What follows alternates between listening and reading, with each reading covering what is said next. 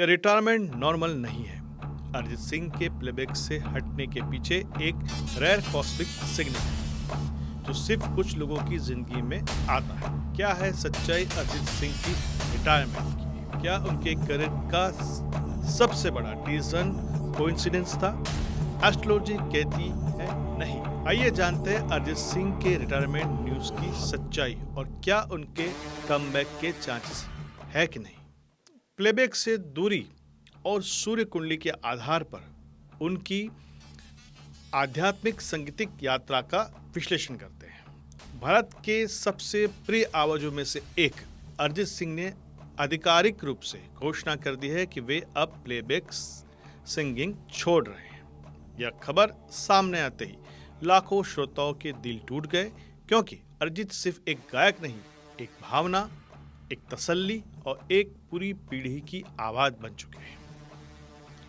अपने शानदार करियर में अरिजीत ने 2 national awards, 8 film fair awards और पद्मश्री जैसे सर्वोच्च सम्मान हासिल किए हुए, लेकिन आज प्लेबैक से हटते हुए उन्होंने हर किसी को भावुक कर इस महत्वपूर्ण क्षण पर आइए उनकी सूर्य कुंडली के आधार पर इस निर्णय की गहराई समझें। उनकी कुंडली में उच्च राशि का शुक्र सबसे शक्तिशाली ग्रह है।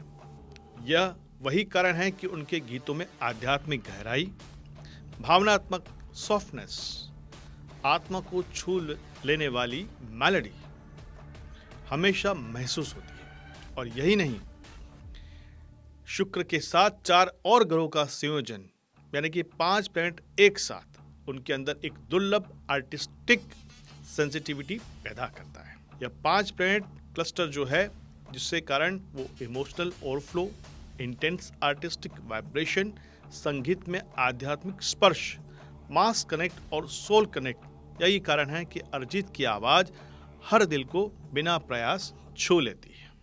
उनकी कुंडली में उच्च राशि का सूर्य भी है, जो नेम, फेम और ग्लोबल डायमेंशन उनकी कुंडली में बनाता है, और इसी से एक अपने आप में एक चमक बनती है, जिसने उन्हें न सिर्फ भारत का बल्कि दुनिया का सबसे लोकप्रिय वोकलिस्ट बना दिया। यही सूर्य name and fame, awards, global recognition और स्ट्रीमिंग रिकॉर्ड्स, इन सभी को लगातार पुश करता रहा। स्पॉटिफाई पर 7 साल तक इंडिया मोस्ट स्ट्रीम आर्टिस्ट रहना और 2026 तक दुनिया का सबसे ज्यादा फॉलो किया जाने वाला आर्टिस्ट बन जाना, यह सब उच्च सूर्य की ही देन है। अब उन्होंने प्लेबैक को क्यों छोड़ा? क्या ग्रहों ने संकेत दिया था? इसकी बात करते हैं। यह असली ज्योतिषीय रहस्य हमें समझना होगा।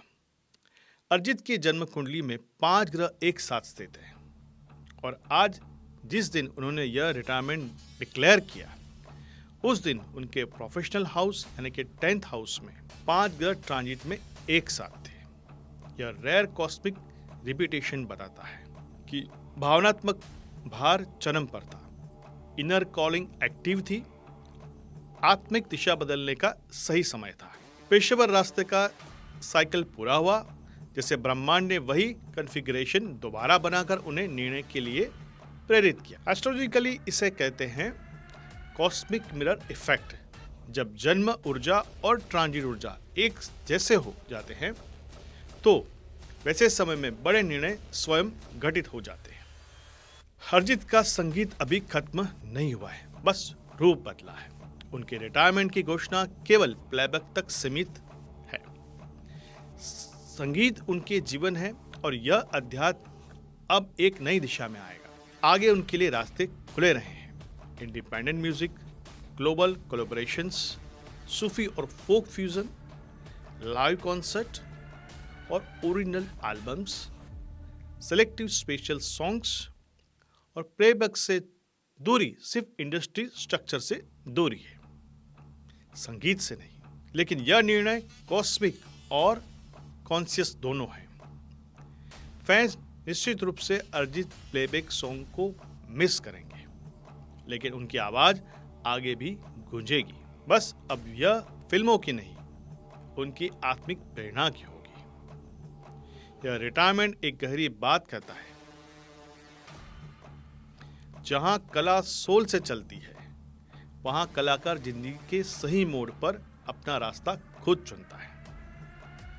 अरिजीत ने वही किया। अब फाइनल एक बात करें हम कि एक अध्याय समाप्त और एक नई आध्यात्मिक यात्रा का प्रारंभ हुआ।